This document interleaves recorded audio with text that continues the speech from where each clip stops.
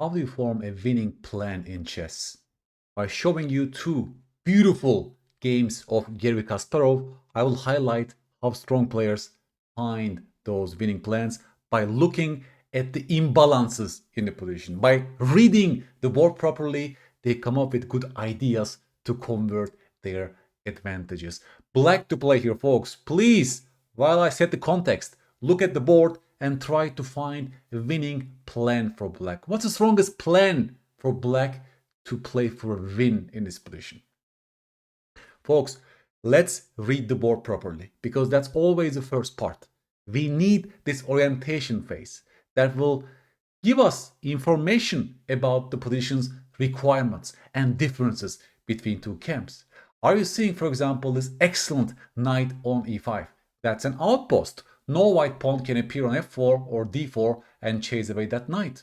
You also have a very good dark square bishop, very active piece in this position. Have you seen, for example, that white has a very bad light square bishop in this structure? That bishop has no targets. It's also blunted by its pawn on d5. Can you see how block pawn center can limit the bishop's activity? So when you talk about this position, yes, white has the bishop pair. That's correct, but they're playing with a terrible piece on e2. So can we really claim that bishop is stronger than the knight on e5? No, right? Okay, keep on looking at those differences. Look at the pawn structure, folks. Pawn structure signals us that black has 3 versus 2 on the king side. The pawn structure is not symmetrical. There are differences. Black has, as we say, king side pawn majority in this position. Healthy 3 versus 2 majority on the king side for black. On the contrary, white has 4 versus 3 on the queen side, right? They have more pawns on the queen side. So these things are very important for us to create and come up with plans to play for in a position like this. Okay?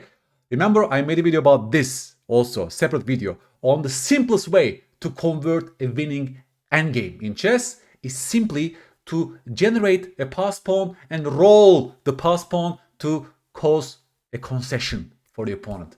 And now, having this information as well, folks, please tell me what Garry Kasparov played in this position. And you're a great player if you found the move f5. Well, he simply rolls the king side pawn majority. He is advantaged on the king side, so the majority starts rolling. The idea is to ultimately create a pass pawn on the king side. This is a very simple and yet effective plan for black to play this position. Okay? They go g3 in the actual game. How do you pursue their plans of creating a pass pawn? Yes, simply he goes g5. Very simple plan indeed. Now f4 is coming and he will create a pass pawn on that square as well on the next turn. And if you look at white pawn majority, folks, right, it's very difficult to roll. Already black is controlling c4 with 2 pieces. You can't even start with c4. Even if you play c4, right, I have full grip on the c5 square as well. So it will be more difficult for white to generate a pass pawn on the queen side. Bishop b4 was chosen. They're attacking the pawn on d6. Yes, Kasparov defends with rook f6.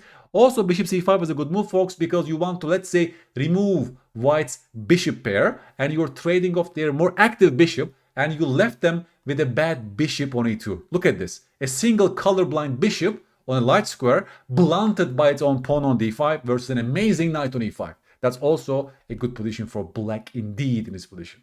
But Garry decides to play rook f6. Sometimes these rooks can also be doubled up after f4. You might say that's a multi-purpose move indeed. b3. What else? White wants to make use of their majority on the queen side with this move, correct? And here comes my question to you folks. Please continue. What is your winning plan? Simplest winning plan is to play f4. You're a great player.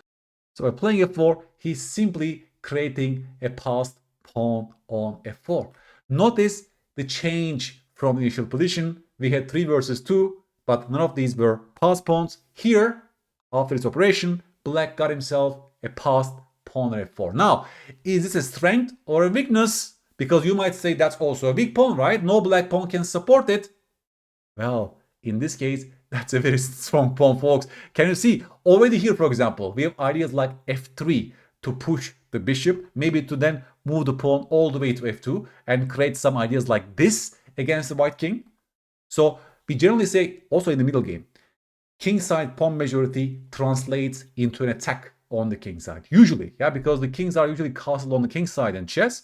So when the kingside pawn majority starts rolling like this, step by step, right, at some point, even their king is sort of losing the pawn cover and becoming more exposed. This game will also show us how it operates actually, folks. Okay? Also, f4 pawn is well guarded. It's very difficult for white to just attack and take that pawn. Black also opened up the g file, you see? And our king is quite safe. You might wonder, hey, am I not weakening my king? No, because how can they even attack your king? It's impossible for white to expose your king in this position. Never forget, the bishop on e2 is their bad piece. Yes, you expose your diagonal like this, but that bishop can never appear on that diagonal in this pawn formation, folks. Indeed, white was feeling so much pressure that in the actual game they sacrificed the bishop by playing c4. Garry, of course, played f3 to hit the bishop on e2. Instead of playing bishop d3 in its position, he just sacrificed the bishop for that dangerous pawn, and also he grabbed one more pawn on d6. He diverted black's pieces to be able to win 2 pawns for the bishop. But of course, Garry won a piece in his position. He has an extra bishop, and he converted very nicely in his position. We can even look how the game went. Then I will come back to that key moment and show you how white could have played. Right, Garry Kasparov plays rook g6. Well, guarding as this rook checks on the g file, and also now getting ready for the final operation. If I ask you this way, how can you awaken this rook on c8? Because your rook wants to, let's say, go to c1 and put pressure on the king. You don't want to play with passive rook in this position, and you're a great player if you found Garry's move b5. An explosive pawn break. Well, the idea is to simply open up the c file and put pressure on your beautiful pawn chain. If you take that pawn, then the game is over, right? Checkmate to follow, beautiful. If you don't take, then I want to take on c4 and give you a weakness on c4, which I can later target. He played c5, Garry took on c5 and white resigned, because this check doesn't lead to a perpetual check. After rook e7 check, if king g7, you invite a perpetual, but here beautiful calculation, folks. King h8, the king is very safe, because here you have rook g8 interposing defense, and you're just not allowing any kind of perpetuals. Black is winning with an extra bishop and also a good rook. So you might wonder, why did white sacrifice the bishop? Weren't there like a better defense for white? We are coming there, my friend. Okay, let's look at the move bishop f3. What if he tries to blockade that pawn? Again, notice, guys, the bishop is like the worst bishop in the world. That's a terrible piece. Also, black is not forced to take the bishop, right? We will never take your bishop, because that terrible piece is also tying down your rook in its position. It's already, see, like the pass pawn is already showing its effect, right? The very fact that you created a beautiful pawn on f4, you're tying down 2 white pieces in its protection. Now, black can simply play b5 and stop white's pawn majority on their rail. Moreover, folks, the bishop on b4 is running short of squares. As you can see, it's on the verge of getting trapped after moves like bishop b6 followed by a5. White needs to be so careful to rescue the bishop. I can even play a5 and then later win that pawn on c3 while also hitting your bishop on f3. You see how black is playing on both sides of the board and how black is going for this. If you take on f3, by the way, folks, here you have to be careful, because now you're inviting takes and takes, right? You don't want to lose an exchange like that. So after bishop b2, very important move, rook takes b3. This knight is excellent. One more pawn is gobbled. The bishop is attack right now, and the game is totally finished. After takes, black is having so much extra material with a winning position. So in the actual game, after c4, f3, why did he just give up the bishop for the pawn? What if white could have gone bishop d3 in this position? Now comes my key question to you as well, folks. That's a beautiful plan making stage as well. Please focus on the weakest point around the white king, and please form a good plan for black. How should black play this position? What's the game plan from here? You're a great player if you looked at your worst place piece and played the move rook c7, folks. Why? Because that rook is simply going to g7 to start targeting g1 or sometimes square g2. You actually want to simply do this, folks. You actually want to simply do this and go for a mating attack. I'm not joking. I'm not joking. The pawn appears on f2, a very strong pawn. Look at the pawn on f2, guarded by the bishop as well. And now your game plan becomes very simple. Boom, boom, boom. Or even just go there directly, yeah? After bishop d4, if they offer a bishop trade, then you can at least win the exchange with the move rook g1 check, take. I'm winning an exchange with a completely winning position. What I want you to understand from this position is the effect of the passed pawn on f3 on the white king. That's what I said.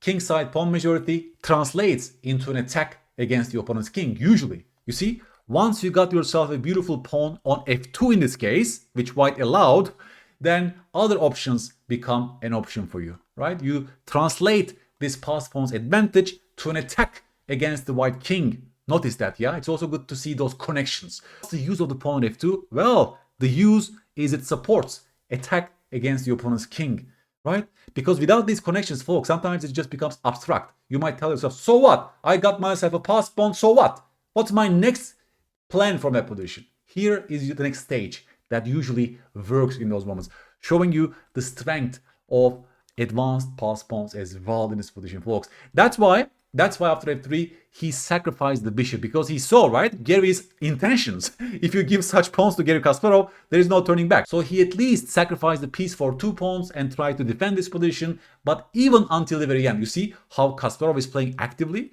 He refuses passive defense. He plays b5 to awaken his worst placed piece on c8. Just look at the mindset of how a world champion tries to convert the extra piece. He refuses passivity until the end. Calculation skills too, right? 5-ply calculation. There is no perpetual check because my king is escaping via h8 and rook g8. Beautiful final calculation phase, and white resigned here. So in hindsight, this was maybe the only winning plan for black, right? Once you read the board properly, once you understand the differences and imbalance in the position, then this entire plan appears to your mind. That's also the usefulness of such training, because this knowledge you can transfer to your next games, because most positions have such pawn structure imbalances or asymmetries. Once you read the board properly, then such ideas, such plans might emerge a little bit faster in your brain. And again, this reinforces my video that I mentioned. The simplest winning plan in the endgame usually is simply to create a passed pawn, roll to passed pawn, and gain some advantages or force a concession. In this case, well, he had to sacrifice the bishop, right, to deal with that passed pawn. Another Kasparov game, folks. Black to play Sasikiran versus Kasparov Olympiad, Chess Olympiad in 2002, okay? Well, black is an extra pawn in this case, and yet we are searching for a good winning plan for black. How do you convert your advantage in this position, let's say, yeah? Look at those imbalances. Try to read the board properly and tell me a plan. Notice, folks, the pawn on d5 is under fire. So if you take on b2, in this case, that will be a mistake because after rook b1, it's sort of a double attack, right? Bishop drops back and you lose the pawn on d5. White also gets some active play by the rook on b1 in this case. Let's read the board properly. What are those imbalances, folks? Same color bishop position, heavy pieces on the board, pawn structure. Black has 2 extra central pawns in its position, while white has the queenside pawn majority. Interesting. Despite having an extra pawn in its position, we have 2 extra central pawns, and white has an extra pawn on the queenside. So what kind of a plan then should emerge in your mind naturally from this position? What is your game plan? How do you strengthen the imbalance that favors you in this position? And that's how you approach positions, right? You generally want to strengthen the imbalance that already favors you. And here, the plan is, you're a great player if you want to move e5, folks. Garry plays simple chess. He doesn't play e6 to defend the pawn because he knows eventually the pawn needs to go forward to claim the strength of the imbalance that favors black. Instructive, right? Because if you simply go a6 to defend the pawn, then you invite some b4s. And white starts rolling their queenside pawn majority. That ultimately might translate into a passed pawn on the queenside. And even here, if you ask yourself, what's my game plan? Ultimately, you want to roll your central pawns to claim the asset that belongs to you in this position. That's why Garry doesn't waste time, but focuses on its own plan directly with e5. We will see how the game unfolds. Rook e8, very simple move also, aligning with the bishop on the e-file, improving the rook as well, right? That was your worst place piece, so to speak.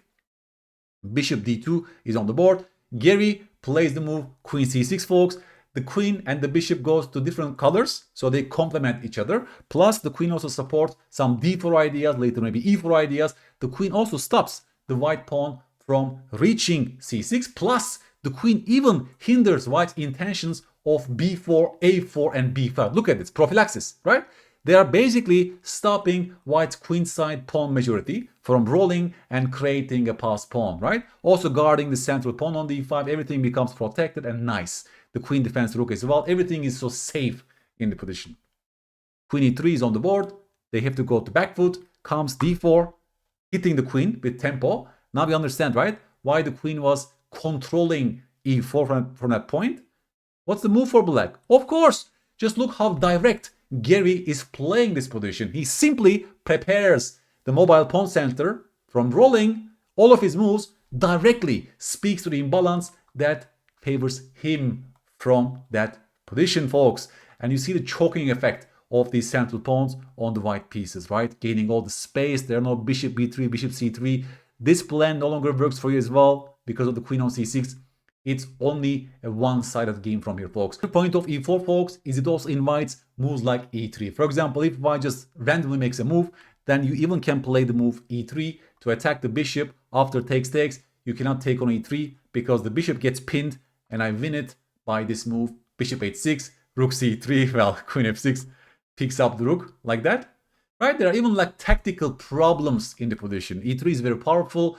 And if you don't take but play the move bishop c3, for example, then I can even take on c3, followed by queen f6 check. And again, your rook is just dropping on the next turn. So that's why white player played the move bishop f4. So e3 doesn't attack the bishop anymore. Okay? Logical move, of course. And yet, Garry keeps on playing good chess. You can also play e3. You can play d3 in this position. But you see, there's a function of keeping those pawns as such, so you don't give any weak squares. Because if you push d3, then you're allowing maybe queen d2, and it's more difficult to play e3 in this position. If you push e3, you're sort of weakening this d3 square as well. So he doesn't play those moves yet. He improves his queen with queen f6 first, hits the bishop as well on f4, and also now getting ready for the next stage. Another point of queen f6, folks, is tactical because the queen and the bishop are aligned on the f-file, so you cannot just keep guarding your bishop with queen d2 because now I can push e3, and you see the point of the queen and the king alignment because after takes, the bishop is going to be captured on the next turn. Isn't it beautiful? So tactics are always involved, of course, in those moments. So the white player plays the move bishop d6 in this position, but then this bishop awakens with bishop h6, hitting the rook on c1 as well. And now after rook d1, here, rook d1 is interesting. Blunder check, please, folks. d3 is the most desirable move for black, right? d3 is desirable, but does it work? Can you please blunder check the move d3, folks? d3 will be a bad blunder because in white, rook takes d3, folks, and this rook on e8 is loose. If you take back on d3, you're allowing this check. In fact, it's white who is winning after bishop e5. A single blunder can change everything, folks. You have to be careful. Okay, so after rook d1, Garry is a great tactician. He doesn't blunder with d3. That's why he plays rook e6. He's simply placing his rook on a protected square. Beautiful. Everything is protected. And now d3 is coming next, of course. King g1, d3. See the effect of these beautiful central pawns. Queen f1. What's the next step? What is the most direct way to finish off this game, folks? That's the final segment is also quite instructive. Quite instructive, folks. You're a great player if you found the move e3. Look how direct Garry is playing this game. And look at the menacing effect of those mobile pawn centers. e3, tactics, of course. If you take on d3 with the queen, then you invite queen f2 check, followed by e2. And after e2, well, let's say rook b1, simply promote to a queen and checkmate on the next turn. Beautiful. So after e3, what if they take on d3 with rook, folks? Well, e2 is also winning, but even this move is quite forcing. E takes f2 comes with a check. Also, there are such ideas. If queen takes f2 in this position, then queen a1 check finishes off the game like that. Rook e1, and the game is totally gone. And after e3, look at the game continuation. F takes e3. The point is bishop e3 comes with a check. And of course, the queens are traded off. And now we are back in square one. As a result of these trades, you just gave yourself advanced pawn on d3. That's a pass pawn. Black also has an extra pawn in this position. But the strength of the pass pawn is visible after the move d2. And you see how direct Garry is playing. Now, this pawn is costing white an entire game because they have no moves left. It's impossible for the bishop to move and attack the pawn. And now the next stage is also quite nice. It's too late for white to roll the queenside majority. Please stop the video and tell me the winning move for black. Black has so many winning moves here, folks. but I think there's one that is very, very efficient and direct. You're a great player if you found Garry's move, bishop f2, folks. Simple idea. Rook e1 is coming, and my pawn is simply promoting to a queen. If you take my bishop, then of course, it's just game over. Checkmate. Otherwise, after bishop f2, there's nothing left, right? There are no moves left. Let's say g3, g4, doesn't matter. Rook e1, followed by promoting to a queen. Game is over. Of course, after b4, even bishop takes c5 was winning, folks, for the same idea. As mentioned, bishop takes c5, rook e1, and nobody's stopping the move d1 equals queen on the next turn. But I like Garry's move, bishop f2, also keeping this king at bay, doesn't give up the bishop directly, and it just shows us, the strength of such advanced passed pawns on the 2nd or 7th rank. Take a step back.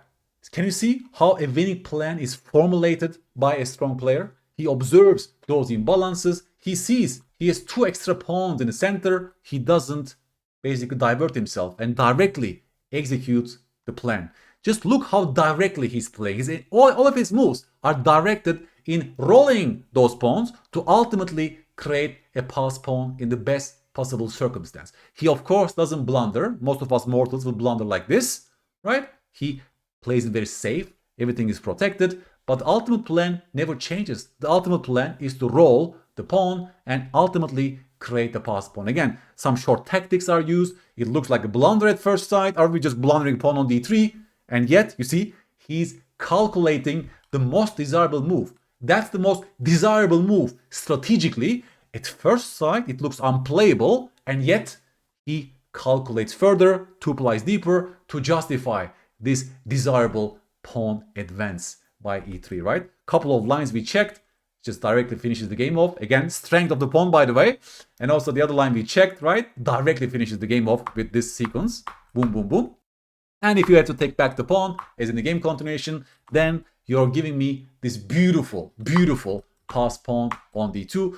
Even without the queens, my pawn is showing its strength, right? That's also the final point of this exercise. Yes, the queen had to be traded off, but my long-term asset remains powerful, even simpler to convert, because without the queens, it's much more simple for black to show the strength of the passed pawn.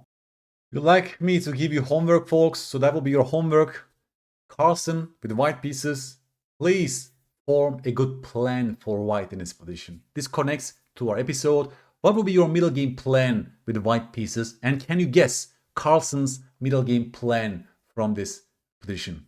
Read the board properly, look at those imbalances, and a plan should appear to your mind from this position. Write to me on YouTube. I will give feedback to each and every one of you. Wishing you all the best. More middle game training will follow. I love those middle game exercises. We talk deep into chess. We evaluate positions correctly by looking at those imbalances. If you like the video, folks, please give me a like and subscribe so I can keep on producing content that actually helps you get better in this beautiful game. Bye-bye.